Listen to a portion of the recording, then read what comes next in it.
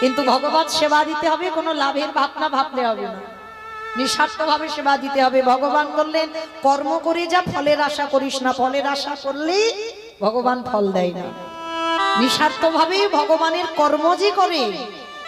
রাধারানী গোলকে বসে গোবিন্দের কাছে প্রতিজ্ঞাবদ্ধ, বধূ কলিযুগে হরিনাম হচ্ছে সর্বশ্রেষ্ঠ নাম। যাগযজ্ঞ নয়, ব্রত পূজা নয়, ধ্যান তপস্যা নয়, যে যাই করুক না কেন হরিনাম তাকে করাতেই হবে। যে কোনো অনুষ্ঠান হোক না কেন কীর্তন একটা দিন রাখতে হবে। আমাদের এটা কলিযুগ, এটা ভুলে গেলে হবে না।